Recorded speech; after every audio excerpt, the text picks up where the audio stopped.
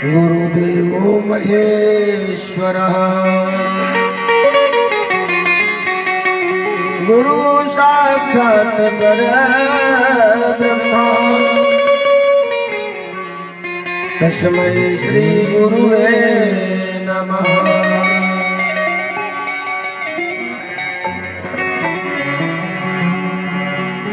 तो गुरु चरण रज प्रेम में मिलल बहुत ज्ञान,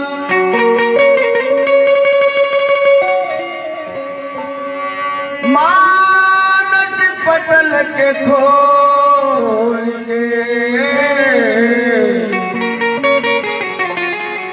गुरु में लगा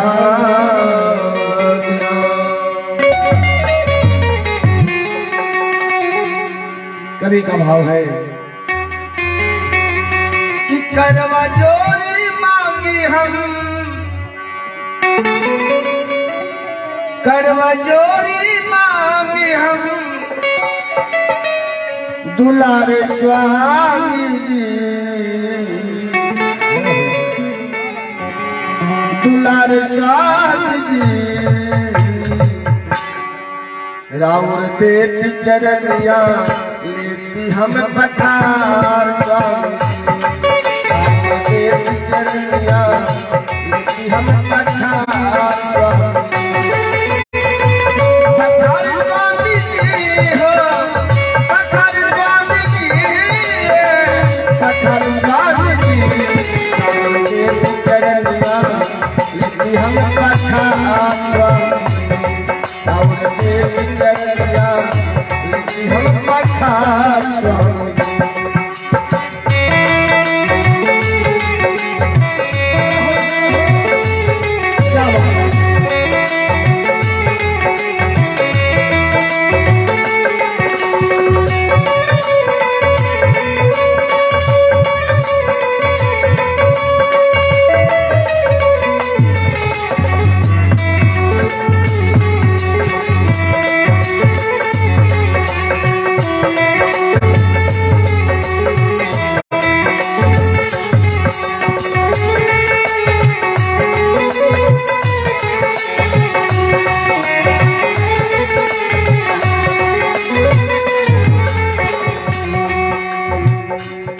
और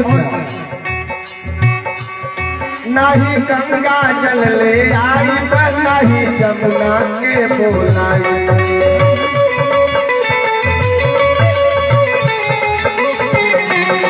नहीं गंगा जल ले आई नहीं जमुना के बोलाई, नहीं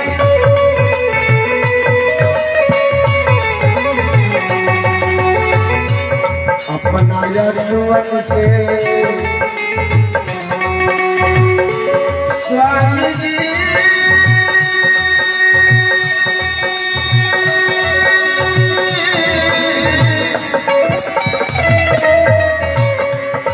अपना यशवंत से लेती चरण पठार स्वामी जी, अपना यशवंत से लेती चरण पठार स्वामी जी चरनिया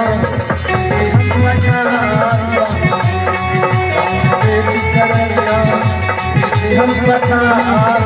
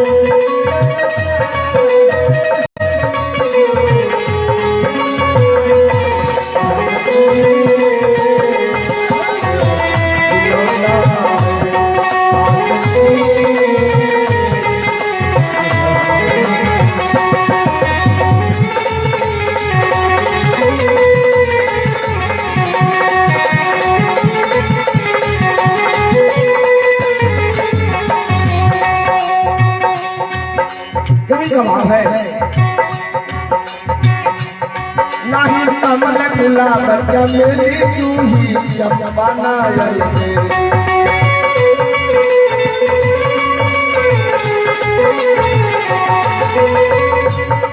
नाही कमल लगला बच्चा मेरी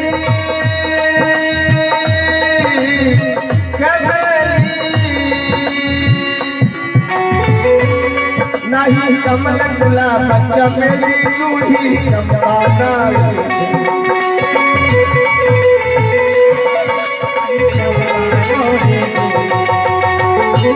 प्रिया के मोरे गुरुवरे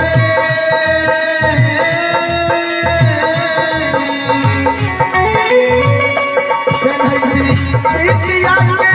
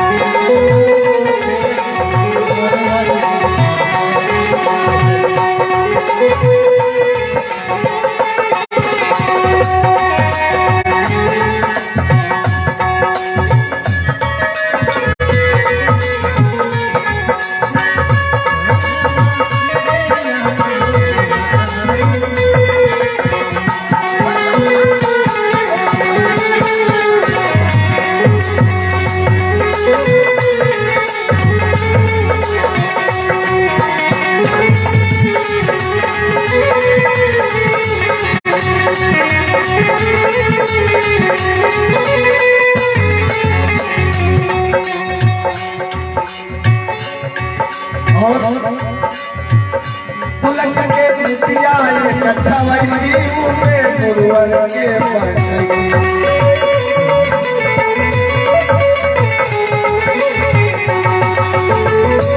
पलक के कुटिया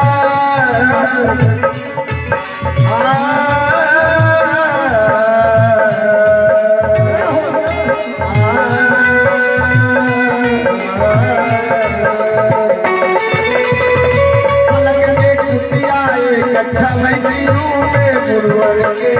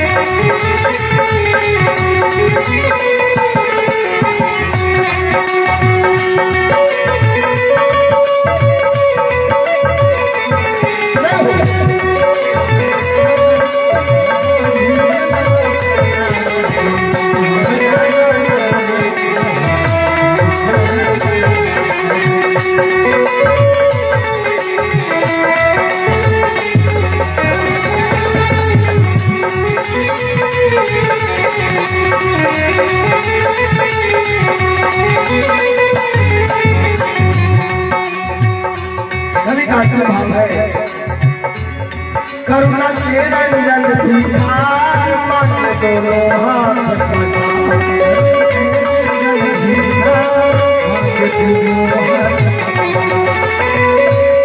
करुणा के रंजन भिखार मन दोनों हाथ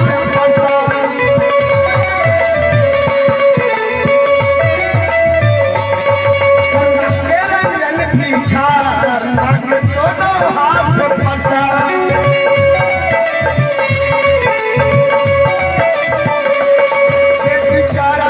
हम श्रृंगार स्वामी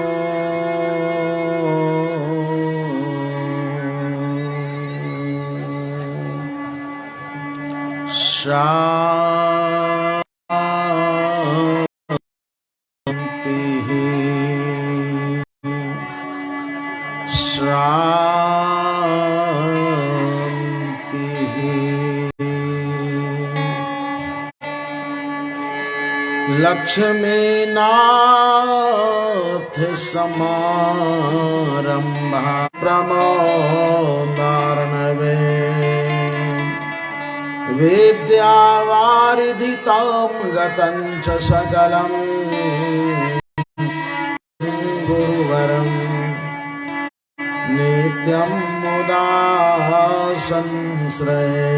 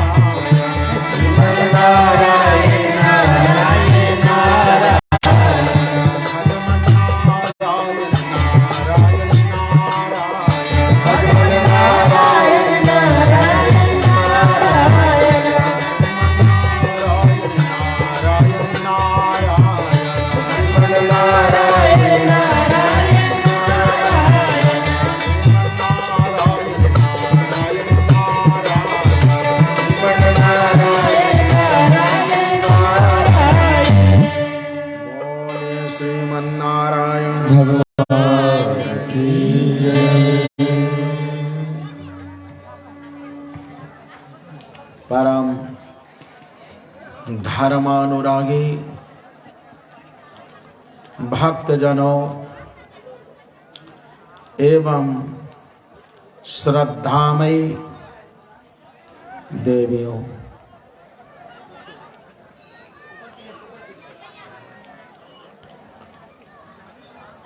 भगवान श्री कृष्ण चंद्र जी ने माता यशोदा को जो सदगति प्रदान की है, वही गति राक्षसी पूतना को भी दे दी। ये भगवान का वात्सल्य है, ये भगवान की दया है, उनकी बड़ी कृपा है। अंग स्पर्श किया था और उस राक्षसी का उद्धार हो गया, किंतु राक्षसों का उद्धार तो करते हैं, माता यशोदा को जिस भक्ति रस की प्राप्ति हुई, वो रस, वो आनंद पूतना को नहीं मिला। पूतना के शरीर से दुर्गंध निकलना चाहिए था। सुखदेव जी महाराज कहते हैं कि पूतना लोक बालघनी राक्षसी रुधिरासना जिघांसयापि हरे स्तनम दत्वा पश्यद गतिम कलेवरम परशोभिश्चित्वा तत्ते ब्रजौ कशा दूरे क्षिप्त्वा वयवसो न्यदहन काष्ठधिष्ठितम्। क्योंकि वो बाल घातनी पूतना थी, छोटे छोटे नन्हे नन्हे बालकों की हत्या करती थी, खून पीने का काम करती थी और दुराचारणी थी। स्त्री के वेश में और राक्षसी क्रूर कर्म करने वाली, कठोर भाषण करने वाली साक्षात अविद्या थी। स्त्री जगत में भी कहीं ऐसा देखा जाता है कि बाहर से बहुत बढ़िया दिखने में बढ़िया लगती है, सुंदरी, अब भीतर से छुछुंदरी रहती है, उनका स्वभाव अच्छा नहीं होता, अच्छा नहीं होता। क्रूर कर्म करने वाले, कठोर भाषण करने वाले, भीतर भीतर जाल पैदा करने वाले, ईर्ष्या डाह करने वाले, जलन का भाव रखने वाले, निंदा करने वाले, आलोचना करने वाले, बात बात में अड़ने वाली, समझो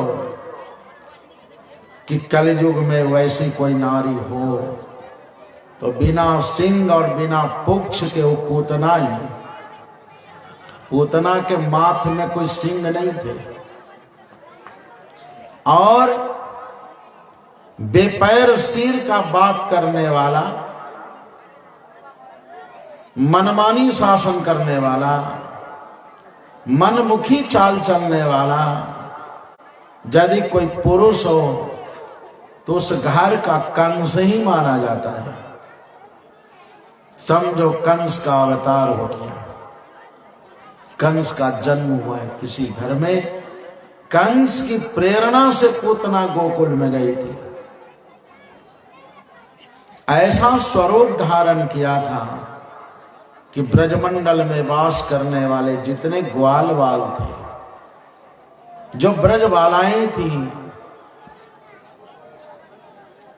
वो हिम्मत नहीं जुटा सकी कि मैं इस स्त्री से कोई परिचय प्राप्त करूं। आप कहां से आई हैं, आपका घर कहां है, आपका नाम क्या है, आपका परिचय क्या है। इतना सज धज लिया था कि किसी को पूछने की हिम्मत नहीं। लग रहा था कि बैकुंठ का परित्याग करके महारानी लक्ष्मी जी वृंदावन की धरती पर पधार गई हैं और नंद बाबा के आंगन में प्रभु का दर्शन करने जा रहे हैं। किंतु वो तो जहरीली विषम बुद्धि से भरपूर क्रूर प्रकृति की राक्षसी थी और कंस की प्रेरणा से गोकुल में गई थी। बच्चों की हत्या करते थे, चाहे बालक गर्भ में हो या गर्भ से बाहर आया हो, 10 दिन का हो, 20 दिन का हो, 5 दिन का हो, 1 महीना का बालक हो, उसका नाम पड़ गया था बाल घातनी पुतना। कंसे ना प्रहिता घोरा पूतना बाल घातनी शिशु चचार निगनंती पुरग्राम ब्रजादिषु। वह हीरों की बस्तियों में, ब्राह्मणों की बस्तियों में, ब्राह्मणों के घरों में साधु संतों की कुटिया भी उजाड़ने का काम करते थे।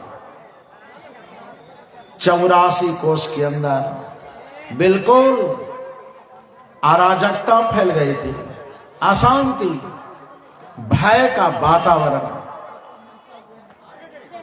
ऐसी स्त्री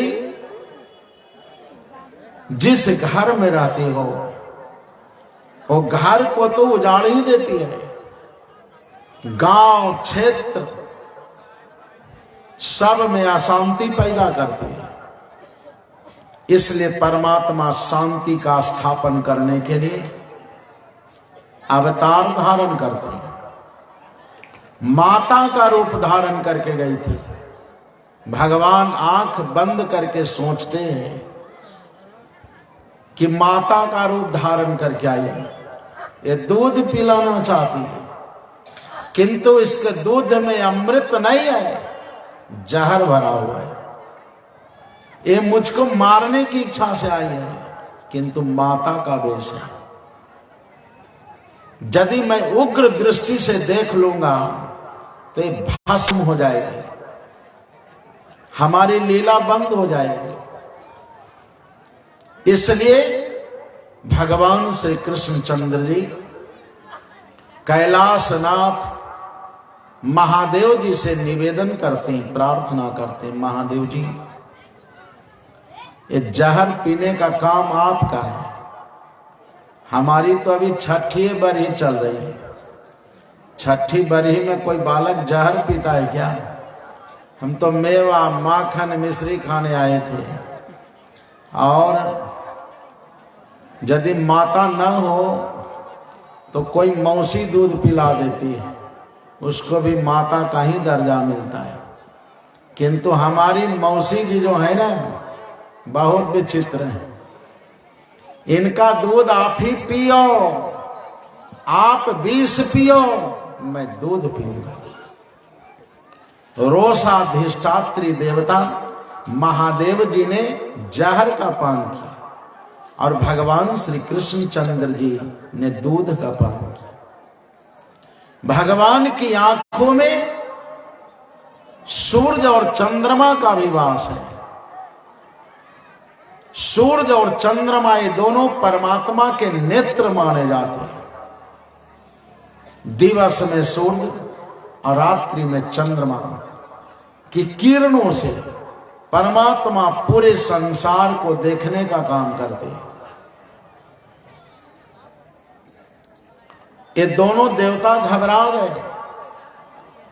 कि यदि श्री कृष्ण भगवान स्तन पान करेंगे, पूतना का दूध पिएंगे, तो हमारी तो दुर्दशा हो जाएगी। इसलिए भगवान आंख बंद करके दोनों को समझा रहे, घबराओ नहीं, इतना आसान नहीं है दूध पी लेना। ऐसा बालक न समझो कि मैं किसी का दूध पी लूं। मैं सोच समझ करके अपना मुंह लगाऊंगा। परमात्मा के जो नेत्र है राजहंस की तरह है, उसमें निमि देवता वास करते। एक निमि सरजू बसे। जब पलक गिरता है और उठता है तो निमि राजा के अस्तित्व का बोध होता है। परमात्मा के उदर में असंख्य कोटि प्राणी वास करते हैं। दुनिया में जितने प्राणी हैं, जितनी योनियां हैं, देवता, किन्नर, गंधर्व, यक्ष, राक्षस सब परमात्मा के उदर में वास करते हैं। सब घबरा रहे, ये ठाकुर जी जहर पी लेंगे तो हमारी हाल बेहाल हो जाएगी। इसलिए आंख बंद करके सबको समझा रहे हैं, घबराना नहीं, मैं बढ़िया से दूध पीऊंगा जिससे तुम्हारी कोई क्षति न हो, नुकसान न हो, हानि न हो, तुम्हारे स्वास्थ्य पर कोई असर न पड़े। तुम्हारी रक्षा भी मैं करूंगा, क्योंकि मैं सबका रक्षक हूं। रक्षा करना मेरा अधिकार है।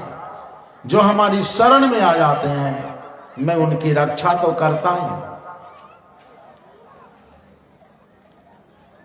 भगवान सोचते हैं कि मैं अगर पूतना को उग्र दृष्टि से देख लो, पूतना भस्म हो जाएगी, और अगर अमृतमयी दृष्टि से देखूं तो पूतना मरेगी कैसे। इसलिए भगवान ने स्तन को बड़े जोर से पकड़ा। जो बालक होता है ना, स्तन को जोर से पकड़ता है, प्रेम से पीता है। अगर माँ हटाना भी चाहे तो नहीं हट सकता। दूध पीने में इतना आनंद आता है, दूध पीने का क्या प्रभाव होता है बच्चा नहीं जानता है, किंतु जब माँ का दूध पीता है तो बालक पुष्ट हो जाता है, उसे ताकत मिलती। शंकर जी जहर पी रहे हैं, भगवान श्री कृष्णचंद्र जी दूध का पान कर अपना विकराल रूप राक्षसी पूतना ने प्रकट कर दिया।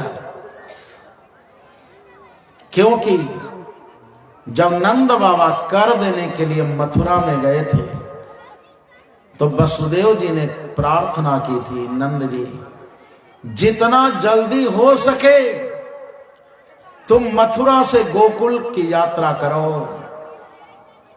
छकड़े जोड़ो, जाओ, क्योंकि गोकुल में बहुत उपद्रव हो रहा है। नंदः पथि बचः सौरे नम्र सेति विचिंतयन् हरिम जगाम शरणम उत्पातागम संकितः। जहां के लोग भगवान की कथा सुनते, श्री हरि का स्मरण करते, नारायण प्रभु का गुणानुवाद करते हैं, धर्म में निष्ठा रखते हैं, धर्म को हृदय में धारण करते हैं, संस्कृति और संस्कार को बनाए रखते हैं, शिष्टाचार व्यवहार को अपने जीवन में धारण करते हैं, वहां राक्षसों का प्रभाव नहीं जमता। उस घर में राक्षसों का आक्रमण नहीं होता, उस घर में कभी अशांति नहीं होती। किंतु जिस घर के लोग अभक्ष पदार्थ खाते हैं, अपेय पदार्थ, मदिरा इत्यादि का सेवन करते हैं, जुआ खेलते हैं, कलह करते हैं, एक दूसरे की निंदा आलोचना में समय को बिताते हैं, उसके घर में राक्षसों का तांडव चलता है, राक्षसियों का चक्र चलता है। इसलिए भगवान ने उस पूतना नारी का उद्धार करने का संकल्प लिया। मैं इसका संहार करो, इसका उद्धार भी करो। पूत कहते पवित्र को, जो पवित्र नहीं है उसको पूतना कहते हैं। ये पूतना पूर्व जन्म में राजा बलि की बेटी थी और इनका नाम था रत्नमाला। जब भगवान वामन ब्रह्मचारी का वेश धारण करके बलि राजा के दरवाजे गए थे तो उनकी बेटी ने इनके स्वरूप को देखकर इनसे विवाह करने की इच्छा की थी, किंतु वामन भगवान ने कहा कि मैं ब्रह्मचारी हूं, विवाह करना मेरा उद्देश्य नहीं है, मैं विवाह करने के लिए नहीं आया हूं, हमारा उद्देश्य, हमारा संकल्प कुछ दूसरा है, मैं उसे पूरा करने के लिए आया हूं। तो रत्नमाला को क्रोध आ गया। वही रत्नमाला द्वापर में पूतना बनी और भगवान श्री कृष्ण बनकर पधारते। इतनी लंबी चौड़ी पूतना थी, जब राक्षसी का रूप धारण किया और जोर जोर से चित्कार करने लगी, आवाज ऊंचे स्वर में, ऊंचे स्वर में आवाज करना, जोर जोर से बोलना। सामुच्च मुच्चालमिति प्रभासिनी निष्पीड्यमाना खिल जीव मर्मणि विवृत्य नेत्रे चरणो भुजम प्रस्विन्न गात्रा क्षिपतिरोधः इतनी लंबा चौड़ा पूतना का स्वरूप था कि आकाश में ले जाने पर भी भगवान ने पूतना को छोड़ा नहीं। परमात्मा का वचन है कि मैं किसी को पकड़ता नहीं हूं। संसार के लोग पकड़ने की इच्छा करते हैं, मैं किसी को नहीं पकड़ता, किसी को नहीं। और जिसको पकड़ लेता हूं उसके चाहने पर भी मैं उसे नहीं छोड़ता, कभी नहीं छोड़ता। भगवान ने पूतना को पकड़ लिया अस्तर तो छोड़ा नहीं। कंस का एक बगीचा था 44 कोस लंबा, 44 कोस चौड़ा।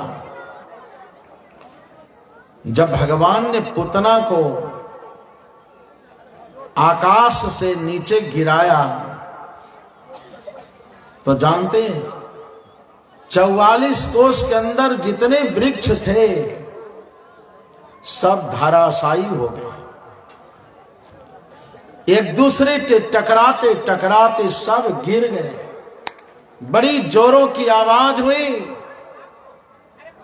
जितने ब्रजवासी थे सब दौड़ करके पहुंचते हैं और देखते हैं कि पूतना तो मर गई।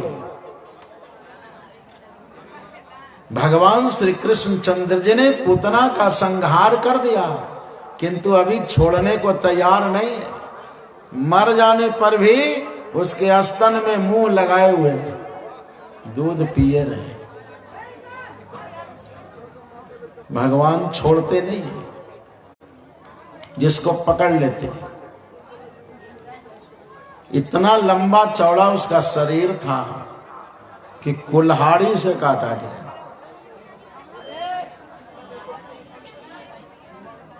चौवालीस हाथ लंबी थी पूतना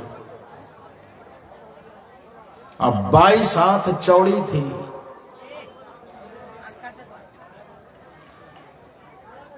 पूतना को जलाने के लिए चीता तैयार की गई।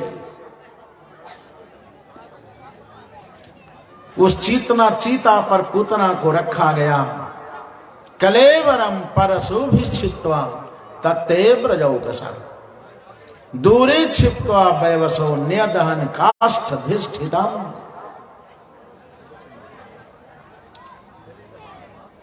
उसकी चीता जलाई गई।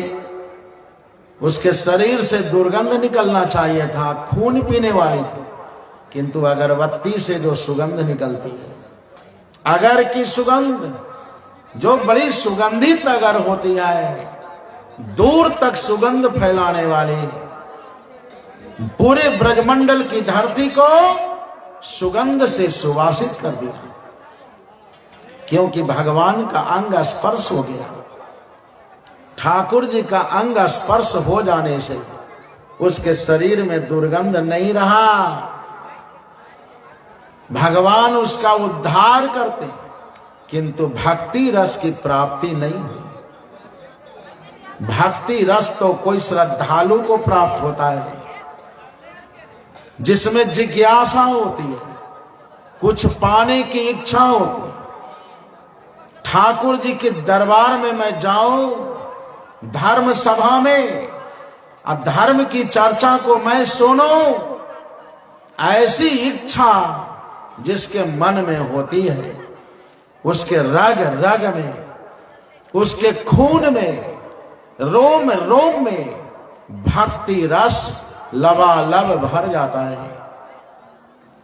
वो भक्त है जो बैकुंठ वास करना नहीं चाहता, इसी धरती पर बार बार जन्म लेना चाहता है, भक्ति करने के लिए, कैंकर्य करने के लिए। हमारे रामानुज स्वामी जी महाराज कहते हैं कि कैंकर्य लक्षण विलक्षण मोक्ष भाजो रामानुजो विजयते यति राज राजा। आज नहीं, 1000 वर्ष पहले कहा था कि हे वैष्णवों, कैंकर्य करो। कैंकर्य की प्रधानता है। सम दृष्टि को प्राप्त करो, समता। जिसके दिल में, जिसके दिमाग में विषमता आ जाती है, वह वैष्णव किसी काम का नहीं होता। समत्व बुद्धि विद्या विनय संपन्ने ब्राह्मणे गवि हस्तिने सोनी चैवा स्वपाके च पंडिता समदर्शिना। कुत्ता में भी परमात्मा का दर्शन करो, उसका भी तिरस्कार न करो, उसका भी अपमान न करो, किंतु कुत्ते में आसक्ति भी न रखो, क्योंकि जड़ भरत ने मृग में आसक्त होने के कारण मृग की जोनी में जन्म लिया था। ये मनुष्य की जोनी है। सम्मान सबका करो, किंतु अनासक्त भाव से। आसक्ति पूर्वक नहीं। आसक्ति होगी तो नाश का कारण बन जाएगा।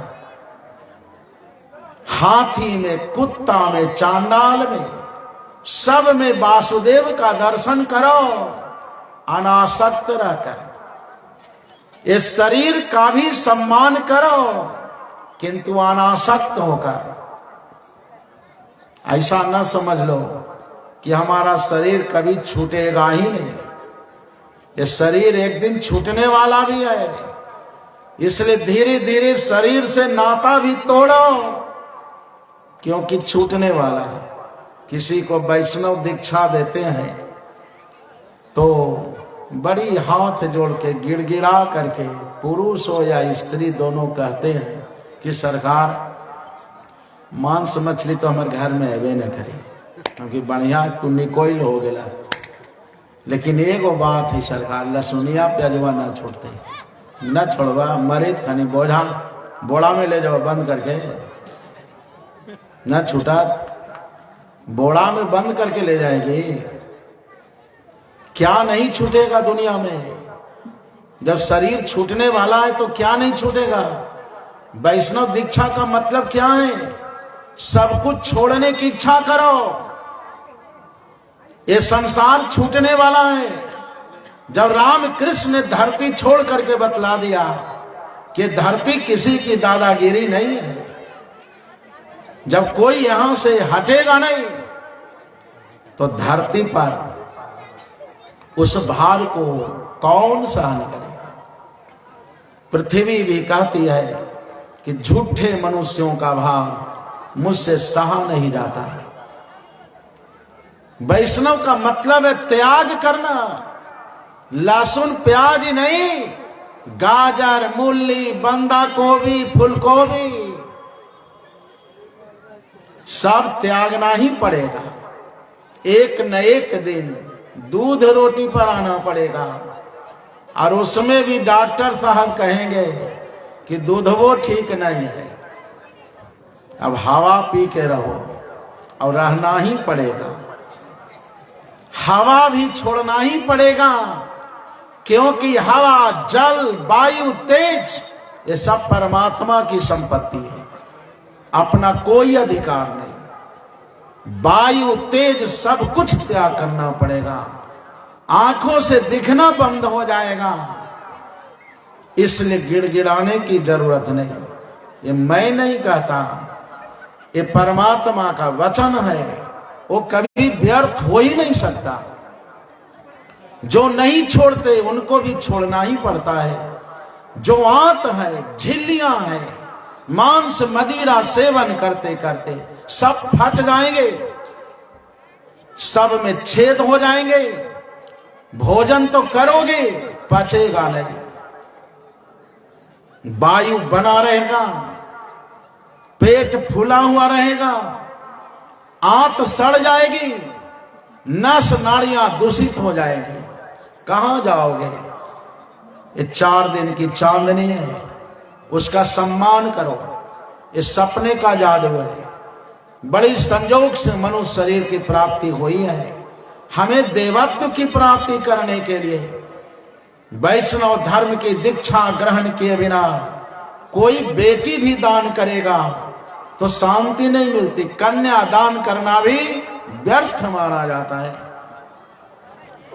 अब वैष्णव हो करके अब कैष्णव काम शुरू कर देगा तब तो और दोष है।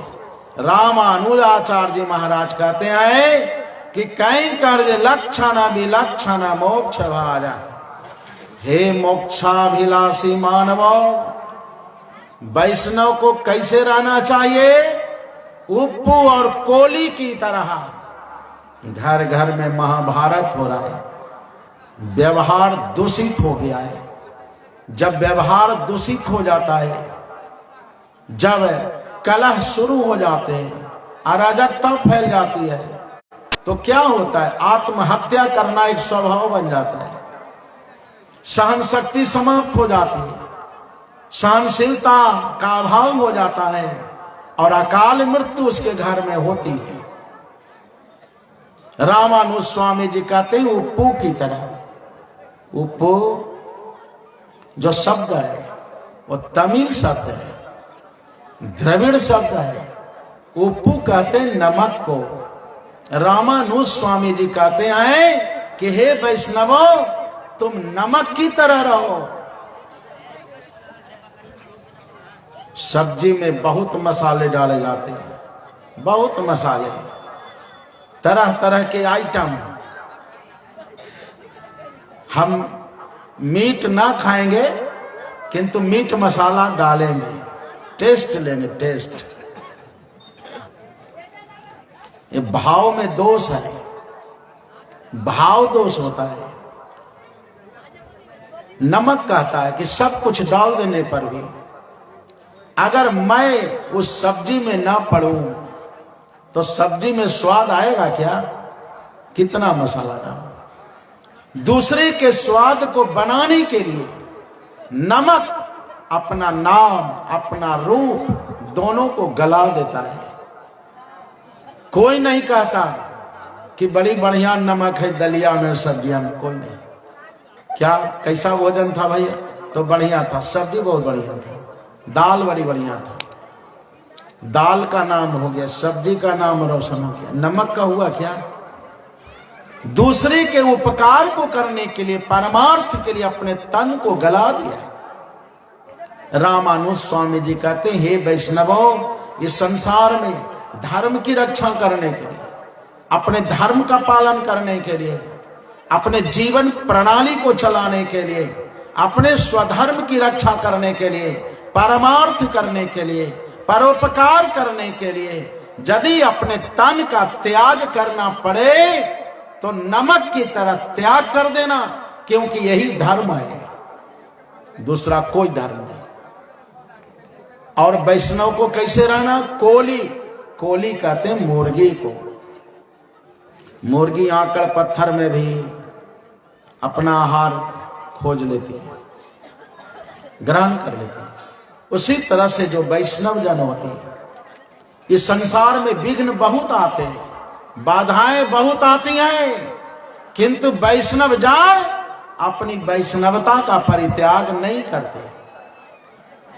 चाहे कैसी भी जमात हो, भंडारा में जाना पड़े, बारात में जाना पड़े, तो इसका मतलब क्या है? कोई कह देगा तो अंडा मुर्गी खा लेंगे, नहीं खाएगा। ऐसा कोई जरूरी नहीं है कि कोई दूसरे की जमात में हो तो वैसा ही कर ले। हंस कौवा की जमात में आ जाएगा तो मांस खा लेगा क्या? नहीं खाएगा। एक अपनी एक कट्टरता होती है, अपनी एक दृढ़ता, एक निश्चयता। जब तक निश्चयता जीवन में नहीं आएगी, दृढ़ता, तब तक समझो कि हम न घर के हैं न घाट के हैं, कुछो के नहीं, न माया में फंसे न रामी मिले। और डोलता हुआ एक नौका की तरह कब डूबेगा कोई ठिकाना नहीं। इसलिए दृढ़ता पूर्वक वैष्णव तिलक को धारण करना, तिलक लगाना। ये तिलक भैंस भड़काओ भी आए, भैंसा भड़काओ, भैंसा भड़काओ। लोग कहते हैं भैंसा भड़काओ, बढ़िया ही कहता है। जमराज का जो वाहन है वो भैंसे है, और वही भड़कता है। यह तिलक परमात्मा का स्वरूप है, ये नारायण का चरण है और बीच में श्री लक्ष्मी जी वास करती हैं। इसका साधारण महत्व नहीं है। तिलक को धारण करना, पानी से तिलक नहीं होते, चंदन से होते हैं। ललाट की शोभा चंदन से होती है, हाथ की शोभा कंगन से होती है। चंदन को धारण करना, क्योंकि जब चंदन ललाट में रहेगा तो भय बना रहेगा, हम अनर्गल जमात में नहीं जा सकते। सचेत रहना चाहिए। पूतना को भगवान पवित्र कर देते, उसका उद्धार करते, कल्याण करते। इसी तरह से एक त्रिनावर्त नाम का राक्षस था।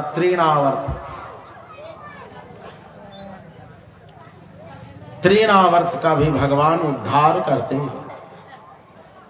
ये नयेनावतारेण भगवान हरिरीश्वर करोति कर्ण रम्यानि मनोज्ञानि च नः प्रभो कदाचिदौत्थानिक कौतुकाप्लवे जन्मर्क्षयोगे समवेतयोषिताम् वादित्र गीता द्विज मंत्र वाचकै चकार सूनोरभिषेचनम सते। त्रिनावर्त का भी प्रभु ने उद्धार किया, जो वायु का रूप धारण करके झंझावात आंधी फैलाकर भगवान श्री कृष्ण चंद्र जी को आकाश में ले गया था। किंतु भगवान उसका गला पकड़कर इस तरह से लटक गए, अपने वजन को इतना बढ़ा लिया कि त्रिनावर्त को लगा कि कोई नीलगिरी नाम का चट्टान आ गया हो और उसके भारी भार को ढोने में वो समर्थ नहीं हो सका। और उस धरती पर भगवान ने त्रिनावर्त को पटका और त्रिनावर्त की मृत्यु हो गई। वो त्रिनावर्त नाम का राक्षस था। एक बार उस राक्षस ने लोमस ऋषि के आश्रम में जाकर वहां के वृक्षों को तहस नहस किया था,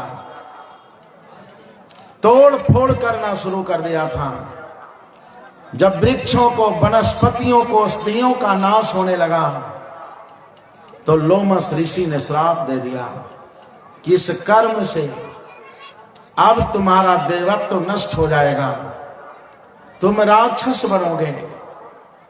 जब उसने क्षमा प्रार्थना की तो भगवान लोमस ऋषि ने कहा कि जाओ, द्वापर का जब समय आएगा तो भगवान श्री कृष्ण चंद्र जी के अंग स्पर्श से तुम्हारा उद्धार हो जाएगा।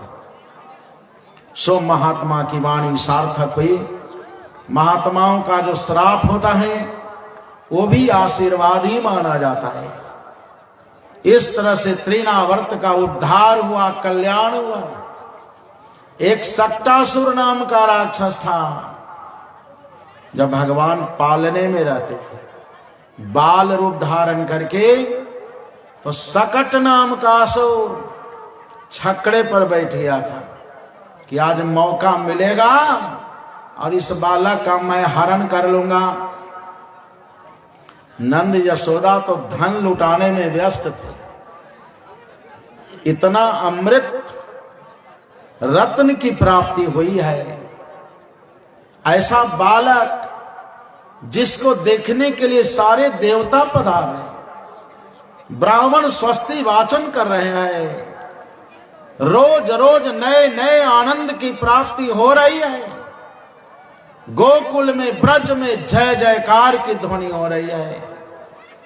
इसलिए जो भी मांग रहा है उसको लुटा रहे। धन, रत्न, घोड़ा, हाथी, भूमि, गाय, सब दान करने में लगे। इधर शक्टासुर को मौका मिल गया, भगवान श्री कृष्ण की दृष्टि शक्टासुर पर पड़ गई। प्रभु ने सोचा कि यही मौका है, अपने अंगूठा को शक्टासुर के शरीर में स्पर्श किया, सकट में, और सकट उलट गया। जब सकट उल्टा, वो पालकी जब उलट गई, उसी पालकी से दबकर शक्टासुर मारा गया। ठाकुर जी को कुछ नहीं हुआ। सारी गोपियां दौड़ती हुई आई, उस बालक को गोद में उठा लेती।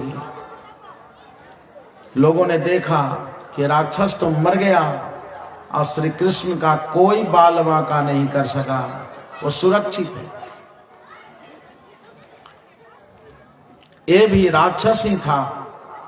अब दुर्वासा जी के श्राप से राक्षस जोनि में जन्म लिया था, और उनके आशीर्वाद से ही भगवान का अंग स्पर्श हुआ और उसका उद्धार हुआ, कल्याण हुआ। जो साधु संत होते हैं भगवान के प्रतिनिधि माने जाते हैं, परमात्मा के स्वरूप माने जाते हैं। कोई किसी का दुख कष्ट होता है, साधु महात्मा भगवान के दरबार में अर्जी पेश करते हैं, ठाकुर जी की कृपा बरस जाती है और उसका कल्याण हो जाता है, मंगल हो जाता है। शक्टासुर का उद्धार करते हैं। इसी तरह से भगवान श्री कृष्ण और बलराम जी का नामकरण संस्कार भी होता है। 16 संस्कारों में एक नामकरण संस्कार भी है। अच्छे नाम अपने वंश में अपने पुत्र जनों को रखना चाहिए। नाम अच्छा होगा, अब पुत्र में व्यामोह भी होगा तो उसी नाम से उसका उद्धार हो जाएगा, कल्याण हो जाएगा, जैसे अजामिल का उद्धार हुआ। नारायण जिन नाम लिया तिन और का नाम लिया न लिया, अमृत पान किया घट भीतर, गंगा जल भी पिया न पिया। अच्छा नाम, जदुवंशियों के आचार्य थे, पुरोहित थे, गर्गाचार्य।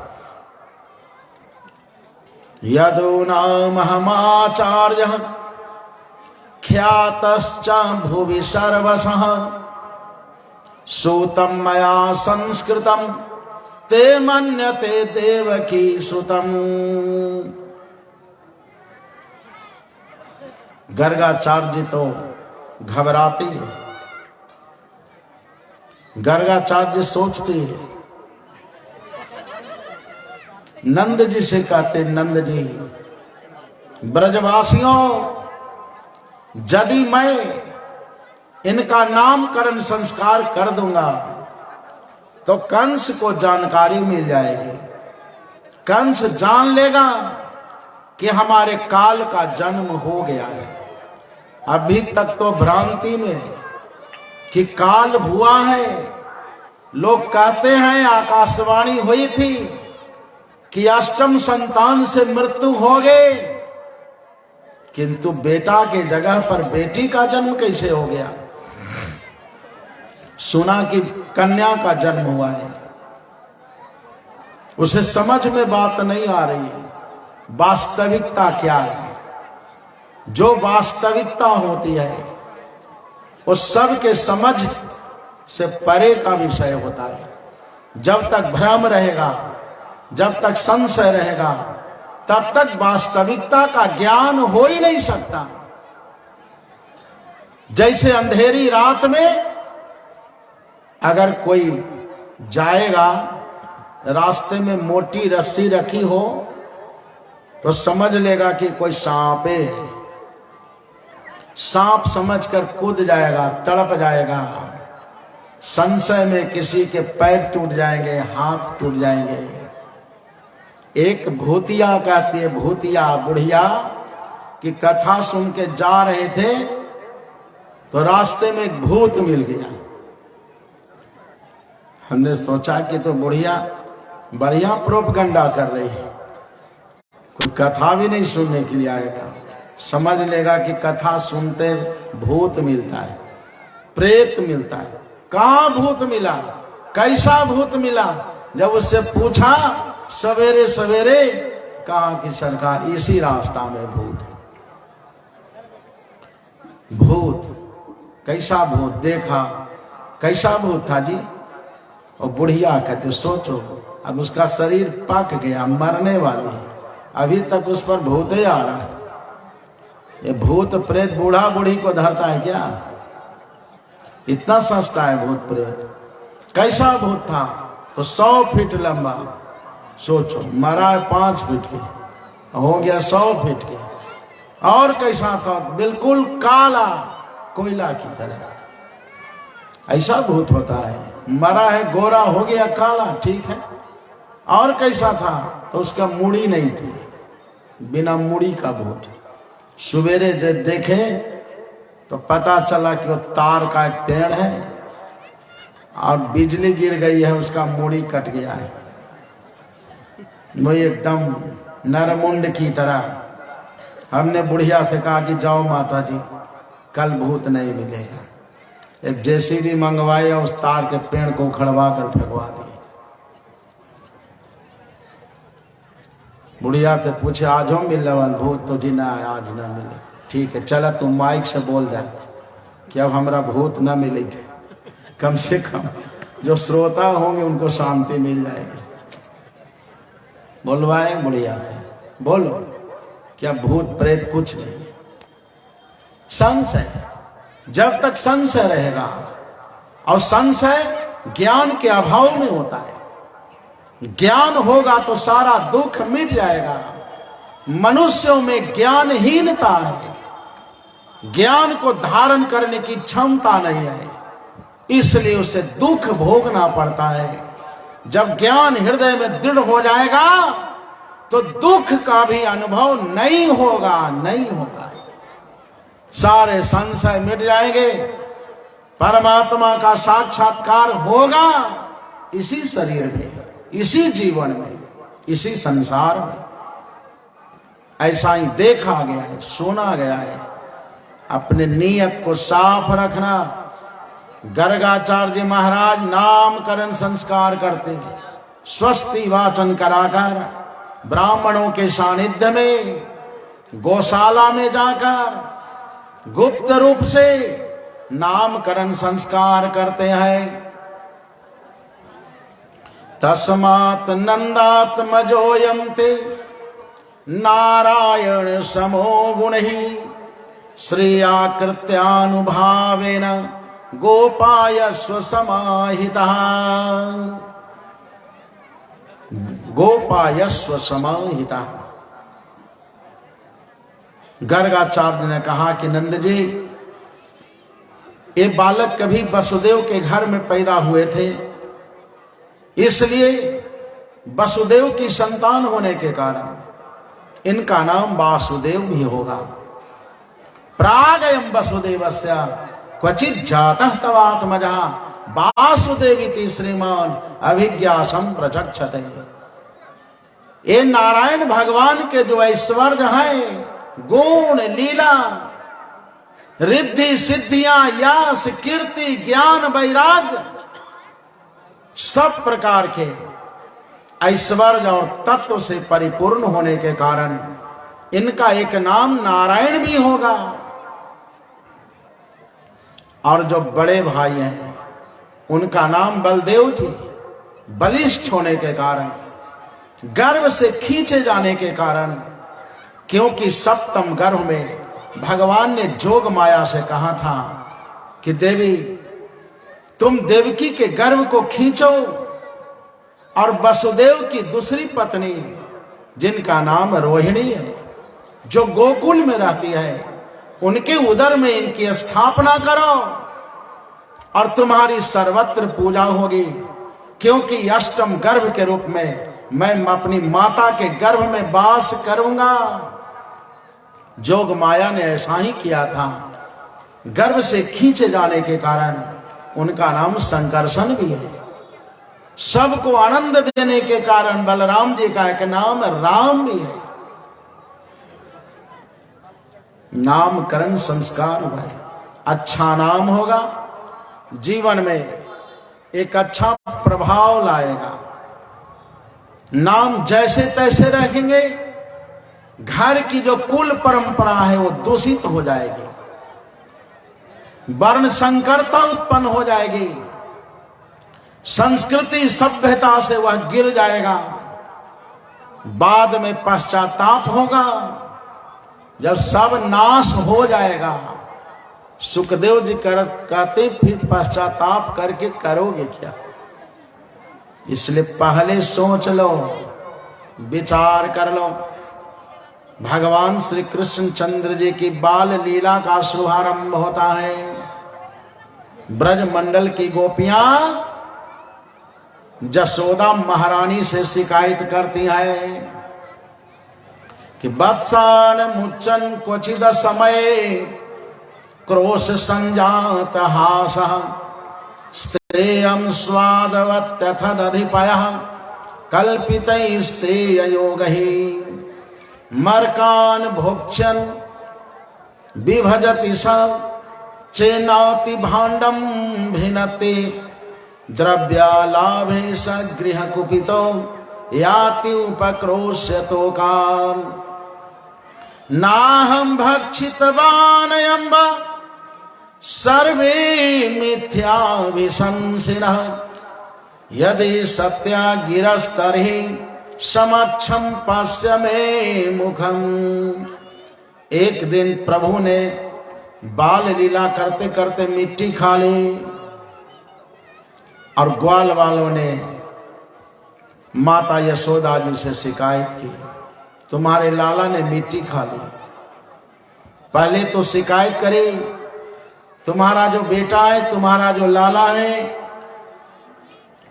वो चुरा कर माखन खाता है। जब मटकी को चूमता नहीं, ऊंचाई पर मटकी रहती है, तो तुम्हारा लाला चुपके से ओखली को खड़ी कर देता है, उस पर चढ़ करके एक बालक को चढ़ाता, उसके कंधे पर और तुम्हारा लाला चढ़ता है। जब माटो नहीं फूटते तो छड़ी से, पत्थर से, और जो सील रखते हैं, सील हल्दी वगैरह पीसने वाला, वो सीली से ठोकर मार करके मटकी को फोड़ देता है। सारा माखन, सारा रस, सारे दही, सारे दूध सब जमीन में बिखर जाते हैं। अपने खाता तो एक बात थी कि तुम्हारा लाला इतना चंट हो गया है कि बानरों को माखन खिलाता है। जब बानर का पेट भर जाता है तो माखन को तहस नहस कर देता है, जमीन में बिखेर देता है।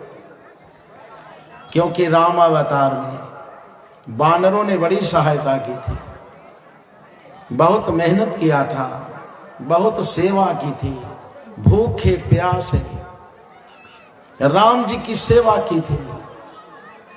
भगवान ने सोचा था चलो इस सेवा का जो फल है मिलेगा, द्वापर में मिलेगा।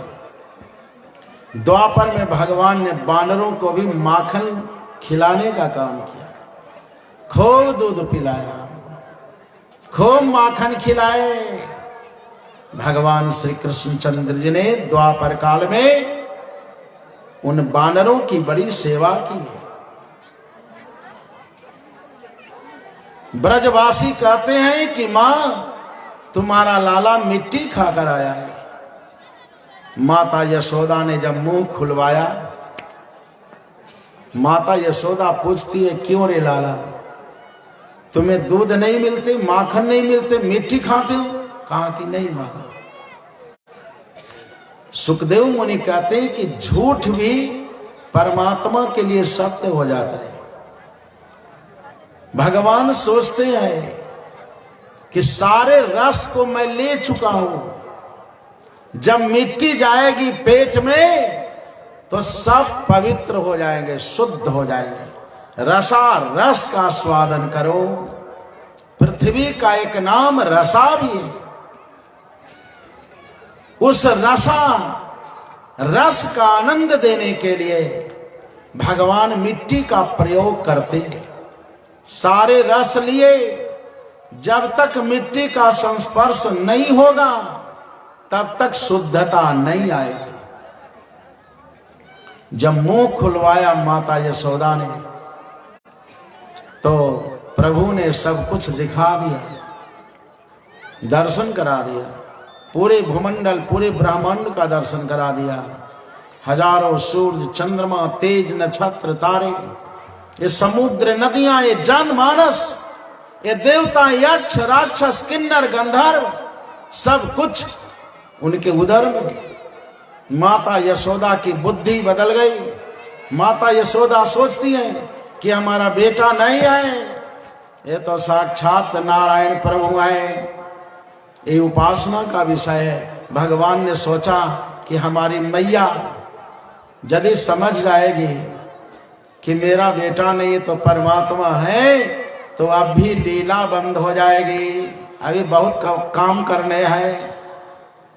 125 वर्षों तक लीला करनी है। ये तो लीला पट बंद हो जाएगा, पर्दा लग जाएगा। इसलिए अपनी मैया को मोहिनी नाम की माया का आवाहन करके, वैष्णवी माया का आवाहन करके माया की पर्दा से ढक दिया। माता यशोदा भूल गई ये परमात्मा नहीं, अब समझ रही है कि मेरा बालक, दूध पीने वाला बालक, मक्खन खाने वाला और तरह तरह की लीला करने वाला। कभी पसेरी उठा लेते थे, कभी बानरों को पकड़ने का काम करते थे। ग्वाल वालों की मंडली में रोज एक से एक लीला किया करते थे, जिसको सुन करके, देख करके ब्रजवासी सब आश्चर्यचकित हो जाते थे। बड़े बड़े राक्षसों का उद्धार किया बाल लीला करते करते। किशोर अवस्था में, बाल लीला में, पौगंड अवस्था में, 6 वर्षों की अवस्था में, 5 वर्षों की अवस्था में बड़े बड़े राक्षसों का संहार भी किया है। एक दिन माता यशोदा दधि मंथन कर रही थी। एकदा गृहदासीसो यशोदानंद गेहिनी कर्मांतरा नियुक्तासो निर्ममंथा स्वयं दधि क्षौमं वासा पृथुकटि तटे बिभ्रति सूत्र नद्धम पुत्र स्नेह स्नुत कुच युगम जातकम पंच शुभ्रो रज्ज्वाकर सहस्रम भुज चलत कंकणो कुंडले च स्विन्नम वक्त्रम कवर विगलन मालती निर्ममंथा। अपनी कमर को रेशमी रस्सी से बांध करके रखी थी। रेशमी लहंगा पहने हुए थी और कमर को बांध दिया था। काम करते समय कमर को बांध देना चाहिए ताकि नरमी न आवे, आलस न हो, प्रमाद न हो। जब आलस हो जाएगा तो घर के काम नहीं होते। बांध दिया, जब तक दधि मंथन नहीं हो जाए तब तक कोई ढीलापन नहीं। घर में दासियों की कमी नहीं थी, दासियां बहुत थी, किंतु बालक को माखन खिलाना है। इतना प्यार, इतना प्रेम बालक को देना चाहिए। अपने हाथ से मेहनत करके भोजन कराना चाहिए। ऐसा नहीं कि ये कोई नौकर चाकर बनावे और वही भोजन करावे। और टन घंट खत्म करने के लिए कॉन्वेंट में नाम लिखा दिया जाता है। चला 2 गो पैसे न लगा, 4-5 घंटा बढ़िया से तो रहा न, अच्छा से रहा। लेकिन बस में बैठ के जाए थे, अब बस में बैठ के आवे थे।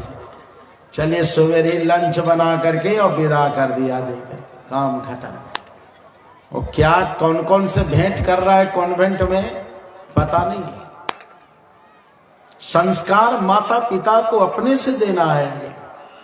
जो माता पिता संस्कार नहीं देते, वो माता पिता उस बालक के लिए दुश्मन बन जाते हैं, शत्रु बन जाते हैं। माता पिता कहते हैं कि बेटा समझ ही नहीं रहा है, हमको मान ही नहीं रहा है। क्यों मानेगा? वो तो समझो कि टेंशन में पैदा हो गया तुम्हारा बेटा, तुमसे कोई लगाव ही नहीं रहा।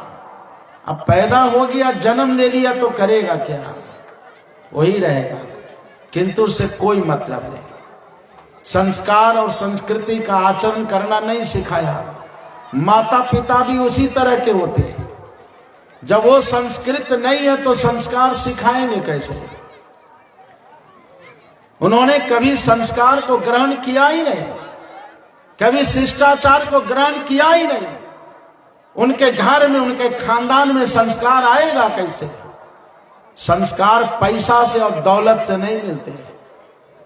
संस्कार बनाया जाता है अपने शरीर से, आचरण करके, सत्संग करके, सनातन धर्म का आचरण करके, अभ्यास करके, संघर्ष करके, मेहनत करके संस्कार बनाया जाता है। गुरुजनों की संगत करके, पूर्वजों का स्मरण करके, अपने धर्म ग्रंथों का पाठ करके संस्कार को बनाया जाता है। धन और दौलत रोज आते हैं और जाते हैं, और रहने वाला नहीं है। लक्ष्मी चंचला है, आज है कल नहीं रहेगी। आज धन है कल दरिद्र होना ही पड़ेगा। किंतु जिसके पास संस्कार है और धन ना भी हो तो उसकी कीमत, उसका मूल्य कोई चुका नहीं सकता। वो धरती का धरोहर माना जाता है, वो धरती का एक संस्कार माना जाता है, धरती का देवता माना जाता है। संस्कार की जरूरत है। नंद बाबा ने संस्कार दिया है, समय समय पर सारे संस्कार किए। माता यशोदा माखन खिलाना चाहती है, और जानते हैं उसी समय भगवान ने एक लीला कर दी। उन्हें भूख लगे, भूख लगने का नाटक कर दिया। माँ मुझे भूख लगी है, पहले मुझको दूध पिला दे, बाद में दही मंथन करना। दूध पिलाने लगे। माता का प्रेम जागृत हो गया। माता कोई काम कर रही हो, बालक अगर भूखे हो, दूध पीना चाहता हो, तो सब धंधा छोड़कर पहले उसको दूध पिलाती है।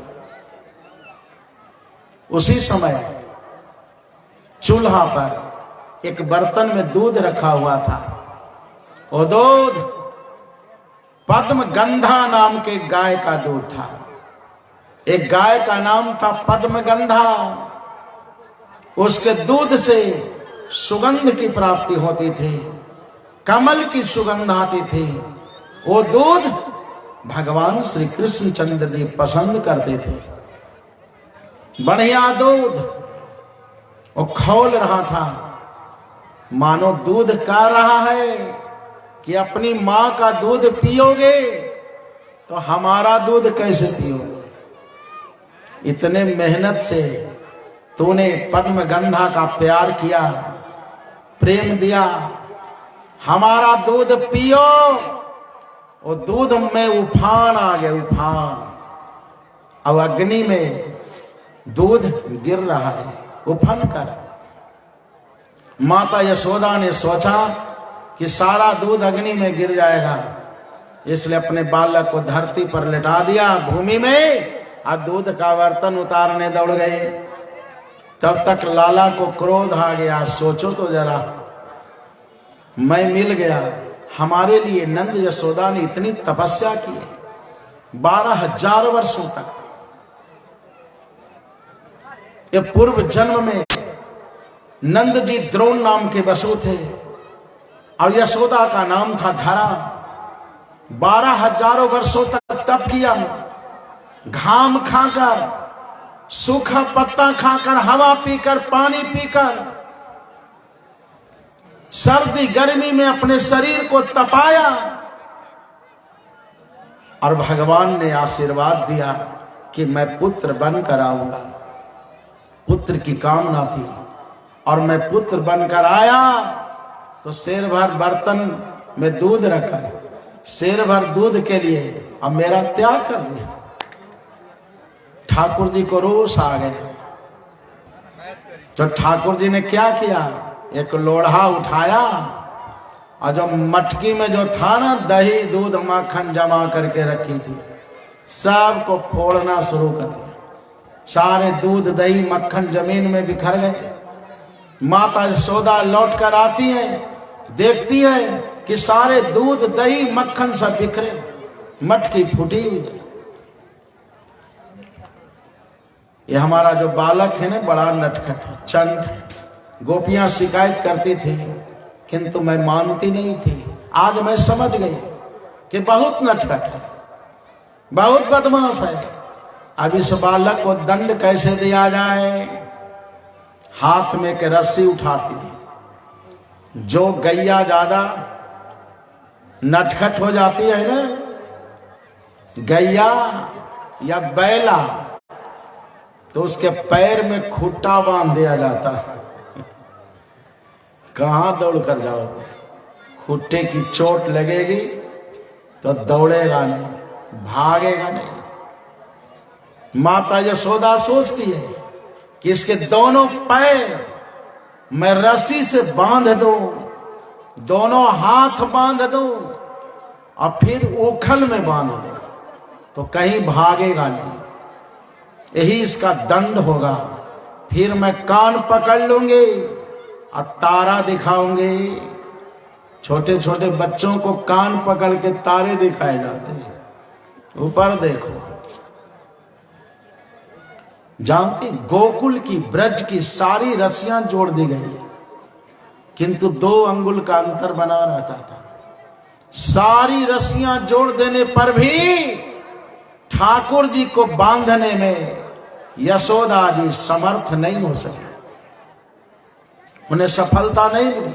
2 अंगुल। भगवान बतलाते हैं कि जब तक जीवन में ज्ञान और वैराग्य की प्राप्ति नहीं होगी तब तक परमात्मा को बांधना संभव नहीं है। जब तक रजोगुण रहेगा, जब तक तमोगुण रहेगा, तब तक सात्विक पुरुष परमात्मा को बंधन में नहीं लाया जा सकता। जब तक संसार में आसक्ति रहेगी, जब तक विषयों का बंधन रहेगा, जब तक इंद्रियों में आसक्ति रहेगी, तब तक मुझको कोई बांध नहीं सकता। ये भाव दर्शाया है। नल, कुंवर और मणिग्रीव, ये दोनों राक्षसी प्रकृति वाले हैं। ये दोनों कुबेर के पुत्र हैं। ये दोनों का उद्धार करने के लिए भगवान ने 2 अंगुली बतलाकर शिक्षा दी। 2 अंगुल का अंतर बना रहता था, किंतु जब भगवान ने देखा कि हमारी माता जी परिश्रम करते करते थक गई, हार गई, उनका शरीर पसीना से तरबतर हो रहा है, बहुत परिश्रम देखा, तो ठाकुर जी स्वयं बंधन में बंध गए, अपने आप बंध गए। ठाकुर जी को कौन बांध सकता है? अपने आप बंधन में आ गए, माता यशोदा के बंधन में आ गए। कहा कि चलो एक बहुत बड़ी लीला कर देनी है। उखल से बांधा गया और उखल को घसीटते घसीटते भगवान नंद बाबा के आंगन में, जो 2 अर्जुन के वृक्ष थे, जो पेट में कोई असाध्य रोग होता है, अर्जुनारिष्ट पिया जाता है, कहुआ के छाल का काढ़ा बनाकर कहुआ के पेड़, दो वृक्ष थे। ये दोनों साधारण नहीं थे, दोनों कुबेर के पुत्र थे, नल कुबर और मणिग्रीव। दोनों मदिरा पीते थे, माता पिता की आज्ञा का उल्लंघन करते थे। नर्मदा नदी के जल में, मंदाकिनी नदी के जल में नंगे स्नान करते थे। हमारा सनातन धर्म कहता है कि जल में नंगा स्नान करना मनाही है। नंगा स्नान करने का मतलब पशु स्नान। वह मनुष्य पशु हो जाता है जो नंगा स्नान करता है। वस्त्र पहनकर ही स्नान करना चाहिए। न नग्न स्नाया, जो नंगे स्नान के क्लब खोले हुए हैं, उन्हें बात समझनी चाहिए।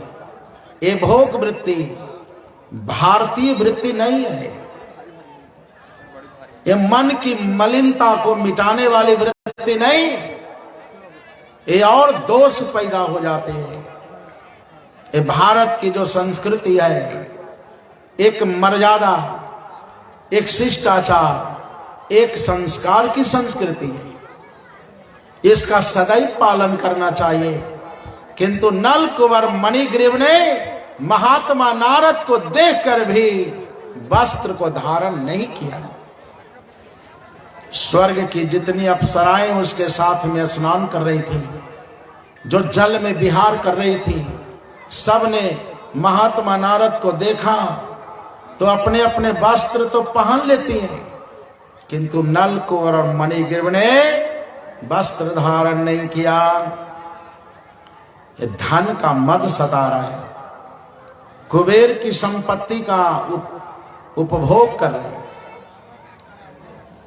जो पैतृक संपत्ति होता है वो धरोहर होता है, उसकी रक्षा करनी चाहिए। पुत्र का ये धर्म नहीं है कि माता पिता की संपत्ति को मटिया मेट कर दे। यदि कोई बेटा माता पिता की संपत्ति को बेचता है, उसका नाश करता है, तो उसकी दरिद्रता लाखों जोनियों में जन्म लेने तक भी मिटती नहीं है। उसका संस्कार दूषित हो जाता है। अपना मेहनत करो, परिश्रम करो। अगर एक पैसा भी कोई कमाता हो तो उसी से अपना जीवन चलाओ। कर्जा मत लो, कर्ज मुक्त जीवन को जीना। माता पिता की संपत्ति एक धरोहर है, इस रूप में उसकी रक्षा करना। कोई अधिकार नहीं जो माता पिता की संपत्ति को बेच दे, नष्ट करे। माता पिता की संपत्ति को नष्ट करने के कारण ही बड़ी दुर्गति हो रही है। उस वंश के लोगों का कल्याण नहीं होता। जो मेहनत नहीं करते, परिश्रम नहीं करते, माता पिता के द्वारा अर्जित संपत्ति को, खेत बाड़ी को भी बेचा करते हैं। समझो कि वो बेटा नालायक ही है, वो कुपुत्र है, अपने पितरों को दुर्गति के समुद्र में ढकेलने वाला है। उसके पितृगण बहुत कष्ट भोगते। नल कुंवर मणिग्रीव ने ऐसा ही किया था। अपने पिता कुबेर की संपत्ति का दुरुपयोग करना शुरू कर दिया। तो महात्मा नारद ने सोचा कि देहा किमन दातु स्वम निषक्तोर मुक्तिरेवचा मातु पितुर्वा बलिनः क्रेतुरग्ने सुनोपि वा साधूनां समचितानां मुकुंदा चरणैषिनाम् उपेक्षे किं धनस्तंभे रसदभीरा सदाश्रयैः। ये शरीर है किसका? जो जन्म देते माता पिता। वो कहते हैं कि शरीर पर मेरा अधिकार है। इस शरीर को हमने जन्म दिया। माता कहती कि हमने गर्भ में धारण किया, इस पर मेरा अधिकार है। अब नाना जी कहते हैं कि शरीर को जन्म देने वाली इसकी माता को मैंने पैदा किया, इसलिए नाना कहते हैं कि नतिया पर मेरा अधिकार है। और डॉक्टर साहब कहते हैं कि जब मरने की स्थिति में था, आईसीयू में भर्ती हुआ था, वेंटिलेटर पर था, तब मैंने इसको दवा बीरो करके ठीक किया था। इसलिए इसके लिए मैं गॉड हूं, मैं परमात्मा, हम ईश्वर। अब कुत्ते, सियार, गिद्ध सब श्मशान भूमि में आशा लगाए बैठे कि यदि अग्नि संस्कार न हो तो हमको खाने का अधिकार मिल जाएगा। इस शरीर पर मेरा अधिकार है। सुखदेव जी कहते हैं कि पता नहीं चलता आखिर इस शरीर पर अधिकार किसका है। नमः परम कल्याण, नमः परम मंगल, वासुदेवाय शांताय यदुनाम पतये नमः। अनुजानीहि नौ भूमन् तवानुचर किंकरौ, दर्शनम नौ भगवतं ऋषे राशीद अनुग्रहात्। हमारे सुखदेव मुनि कहते हैं कि हे परीक्षित राजा, ये शरीर है अन्न जल ग्रहण करने वाला। जो अन्न सवेरे बनाया जाता है, पकाया जाता है, भात हो, दाल हो, रोटी हो, सब्जी हो, और सांझ होते होते बिगड़ जाता है। और उसी अन्न को खा करके शरीर में रस तैयार होता है। उसका क्या भरोसा। इस शरीर विनाशवान है, अनित्य है, और इस पर लोग दावा करते हैं कि शरीर मेरा है। परमात्मा कहते हैं कि शरीर को हमने जन्म दिया, हमने पैदा किया, इसलिए जन्म और मृत्यु पर भी मेरा अधिकार है। जन्म लेना और मृत्यु को प्राप्त करना, ये संसार के लोग इस विषय को नहीं जानते, इसलिए उनको दुख भोगना पड़ता है। जन्म और मृत्यु गोपनीय विषय है। महात्मा नारद ने श्राप दिया कि जाओ, अपने पिता की कमाई का दुरुपयोग कर रहे हो, तुम पराये धन का दुरुपयोग कर रहे हो, तुम नंगा आचरण कर रहे हो, तुम मानवता का परित्याग कर रहे हो, राक्षसी स्वभाव वाले हो गए, तुम्हारी प्रकृति क्रूर प्रकृति हो गई, तुम्हारा देवत्व नष्ट हो गया, तुम्हारा संस्कार गिर गया, इसलिए साधु संतों का भी तुम अपमान कर रहे हो, इसलिए तुम अब कहुआ का पेड़ बन करके प्रकट हो जाओ, बिल्कुल नंग धड़ंग। नंद जी के आंगन में दोनों प्रकट हुए। महात्मा नारद ने श्राप दिया था, आशीर्वाद भी दिया कि 100 वर्षों के बाद इसी धरती पर मथुरा में देवकी के गर्भ से भगवान का अवतार होने वाला है। और बाल लीला करते हुए भगवान जब मथुरा से गोकुल में आएंगे, जब ब्रज भूमि में अपनी लीला का शुभारंभ करेंगे, तो उखल के माध्यम से तुम्हारा स्पर्श करेंगे और तुम्हारा उद्धार हो जाएगा, कल्याण हो जाएगा। वही उखल से दोनों वृक्षों का उद्धार होता है। भगवान बहुत हंसते हैं। क्यों? इसलिए भगवान कहते हैं कि आज मैं बद्ध हूं। जब मैं बंधन में रहता हूं तो दुनिया हंसती है, और जब मैं बंधन से मुक्त हो जाता हूं तो मैं दुनिया को देखकर हंसता हूं। आज नल कुंवर मणिग्रीव का उद्धार हो रहा है उखल के द्वारा। इतने जोर से घसीटा कि दोनों वृक्ष तड़ तड़ तड़ तड़ करते करते प्रकट हो गए, धराशायी हो गए। और उसमें से दो विलक्षण दो पुरुष का जन्म होता है। नल कुंवर और मणिग्रीव का उद्धार होता है। जब नीयत खराब हो जाती है तो ऐसा ही होता है। भगवान की कृपा प्राप्त हुई है, मनुष्य की जोनी मिली है, नियत को शुद्ध करके रखो,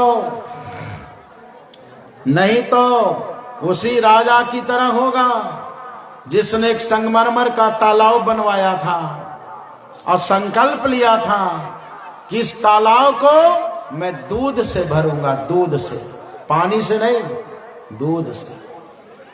तो जितने प्रजा वर्ग थे सब ने राजा का समर्थन किया।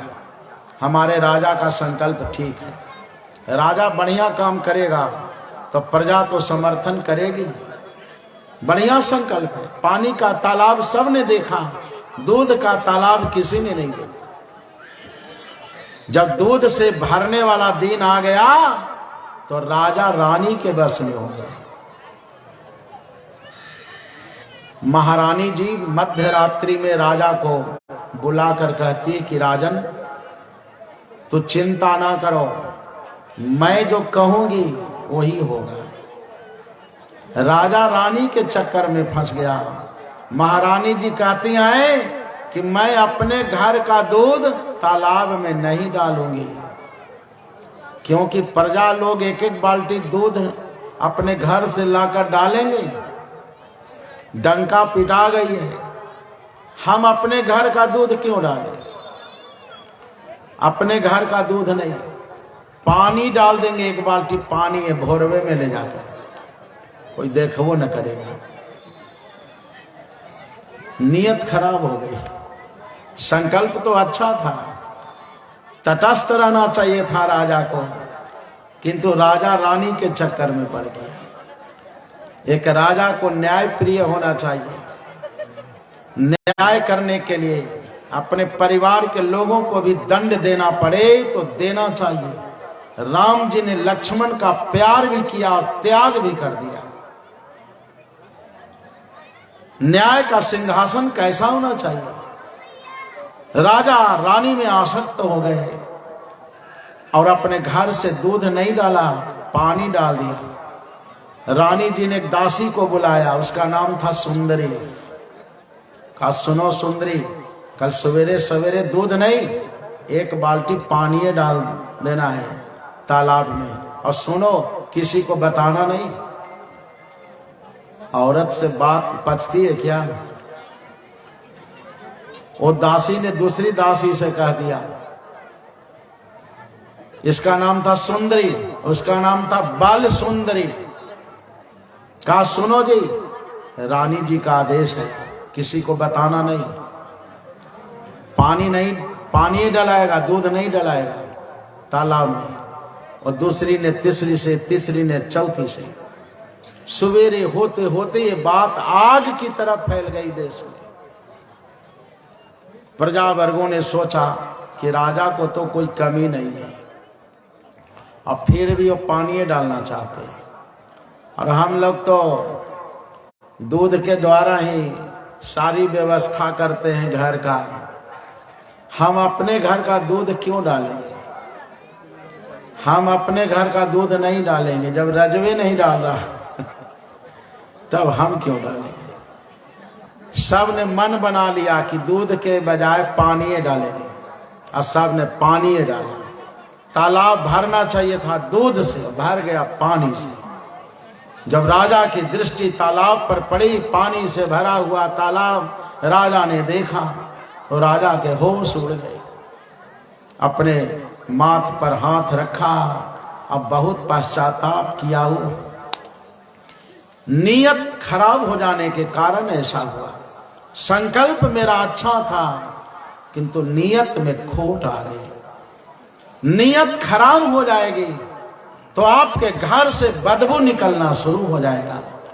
नियत साफ रखो, स्वच्छता पूर्वक अपने जीवन को जियो, जीवन को धारण करो। जो संकल्प है वो परमात्मा का स्वरूप है। संकल्प को साकार करो, सबके हित में, सबके कल्याण के लिए, सबके मंगल के लिए। नल कुंवर और मणिग्रीव कहता है, नारद जी हमारी नीयत खराब हो गई थी, उसका भोग मुझको भोगना पड़ा। वाणी गुणानुकथने श्रवणो कथायाम हस्तौ च मनस्तव भोगयोर्नः स्मृत्याम शिरस्तव निवास जगत प्रणामे दृष्टि सताम दर्शनयस्तु भवत्तनूनाम्। वाणी गुणानुकथने श्रवणौ कथायाम हस्तौ च कर्मसु मनस्तव पादयोर्नः। नल कुंवर मणिग्रीव कहता है, प्रभु अब मुझे ज्ञान की प्राप्ति हुई है, अब मैं चाहता हूं कि हमारी वाणी भगवान के मंगलमय नामों का गुणानुवाद करती रहे। मैं अपनी आंखों से साधु संतों का दर्शन करूं। साधु संत परमात्मा के स्वरूप होते हैं, भगवान के प्रत्यक्षदर्शी, भगवान के प्रतिनिधि होते हैं।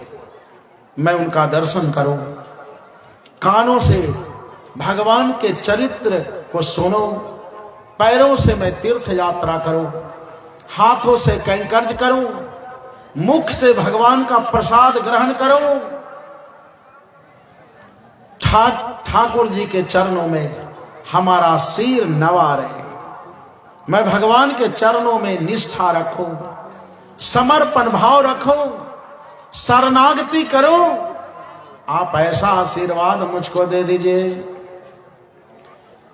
दोनों ने शरणागति की है, नल कुंवर मणिग्रीव ने। तब दोनों का उद्धार हुआ, कल्याण हुआ, मंगल हुआ। इस धरती पर ऐसा पावन चरित्र सुनने को मिलता है। भगवान की जो बाल छवि है, जो आनंद की वृद्धि करने वाली है, आनंद को देने वाला भगवान का स्वरूप है, वो बाल छवि का दर्शन आप सभी भक्त जन करेंगे इसी मंच से, और प्रेम से अबीर गुलाल की भी वर्षा होगी। शांति बनाए रखेंगे। जो देर से होता है दुरुस्त होता है, हवड़ाएंगे नहीं। सोहर भी होगा, होली भी होनी है, फागुन का महीना है, इसलिए घबराहट नहीं, हड़बड़ाहट नहीं, बिल्कुल शांति बना करके आप इस महोत्सव का, जन्म महोत्सव का आनंद प्राप्त करेंगे। बोलिए श्री वृंदावन बिहारी लाल की जय। सीताराम सीताराम सीताराम कहिए, सीताराम सीताराम सीताराम कहिए, सीताराम सीताराम सीताराम कहिए, सीताराम सीताराम सीताराम कहिए। चाहे देव राख राम खाए देव रहिए, चाहे देव राख राम खाए देव रहिए। मुख में हो राम नाम, राम सेवा हाथ में, मुख में हो राम नाम, राम सेवा हाथ में। तू अकेला राम तेरे साथ में, तू अकेला राम तेरे साथ में। विधि का विधान जान हान लाभ सही है, विधि का विधान जान हान लाभ सही है। सीताराम सीताराम सीताराम कहिए, सीताराम सीताराम सीताराम कहिए, सीताराम सीताराम सीताराम कहिए, सीताराम सीताराम सीताराम कहिए। किया अभिमान तो फिर मान नहीं पाएगा, किया अभिमान तो फिर मान नहीं पाएगा। होगा प्यार वही जो राम जी को पाएगा, होगा प्यार वही जो राम जी को पाएगा। माल्या सत्याग सूर कर्म करते रहिए, माल्या सत्याग सूर कर्म करते रहिए। सीताराम सीताराम सीताराम सीताराम सीताराम जिंदगी की डोर सो महामदीना जिंदगी की दौर तो महामदीना महलों में रात चाहे झोपड़ी में वास महलों में रात चाहे झोपड़ी में वास धन्यवाद निर्विवाद सीताराम कहिए धन्यवाद निर्विवाद सीताराम कहिए सीताराम सीताराम सीताराम कहिए सीताराम सीताराम सीताराम कहिए सीताराम सीताराम सीताराम कहिए सीताराम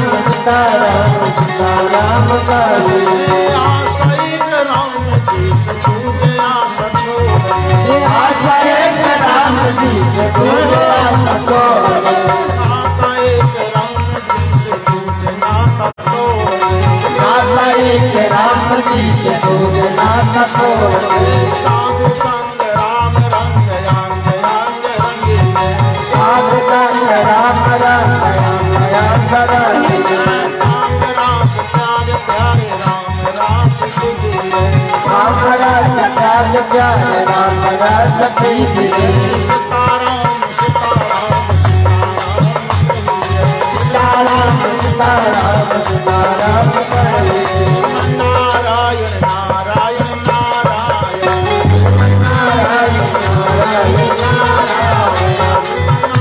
नारायण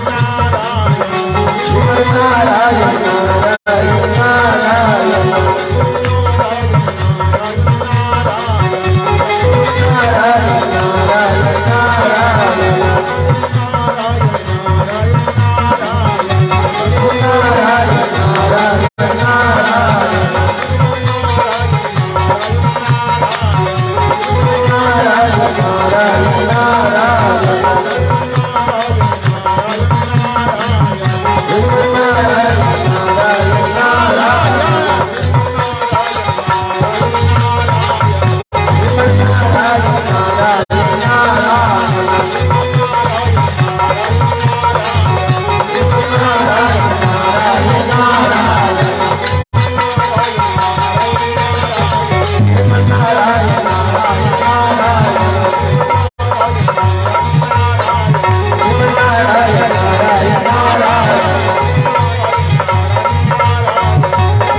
नारायण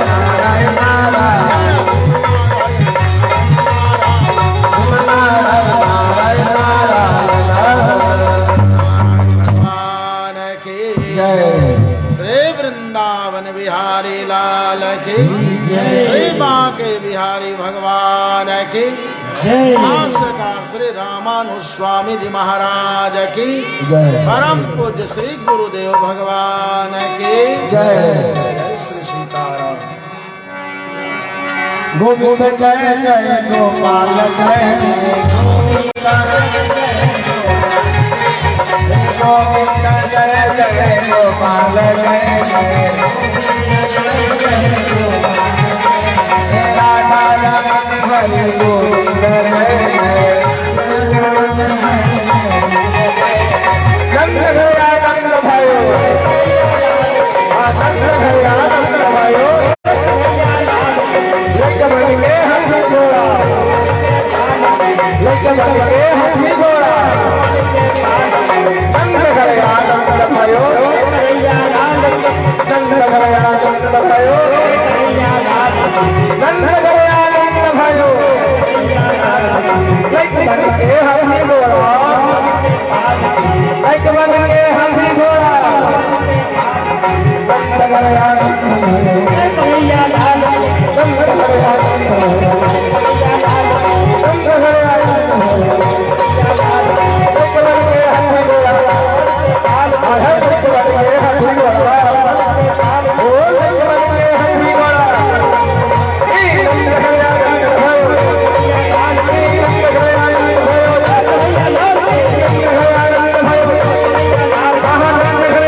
भयो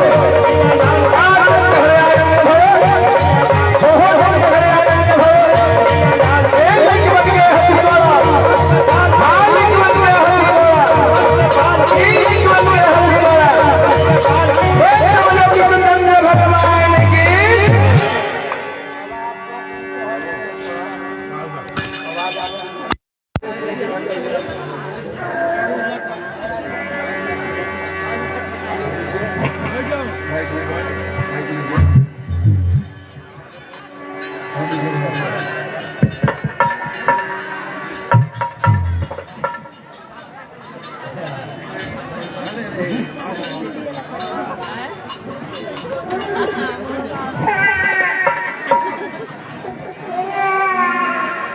जय प्रेम से बोलिए कि जंगल भगवान की वृंदावन बिहारी लाल की। हरे अब कन्हैया जी आपके पास आएंगे और आप सभी श्रद्धालु भक्तगण दर्शन कर सकेंगे और जो कुछ भी न्यौछावर करना है न्यौछावर करेंगे। जय सबसे पहले जो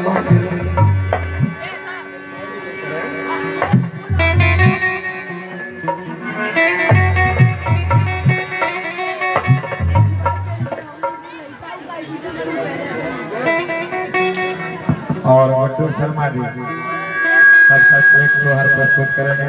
गुड्डू शर्मा जी हरि हरि हरि हरि हरि। प्रेम से बोलिए श्री कृष्ण चंद्र भगवान की जय।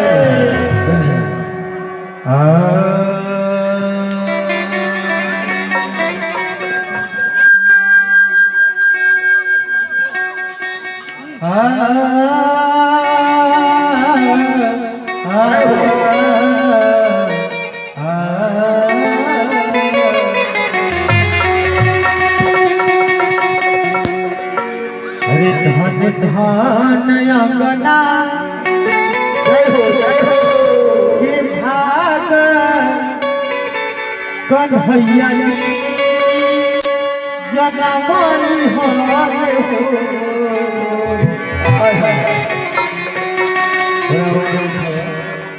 हरे धन धान अंगना के भाग कन्हैया जगमोली हो।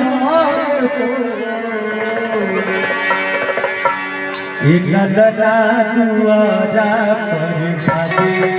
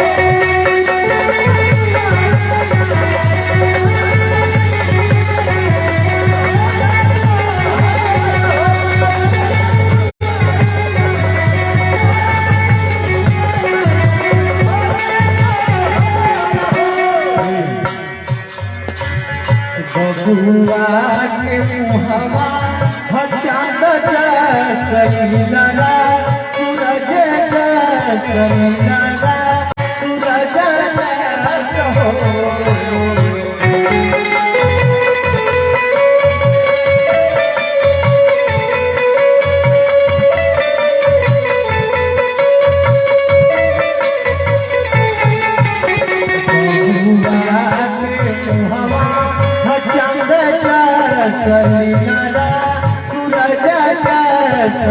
नारा हो ललना नकिया गवा के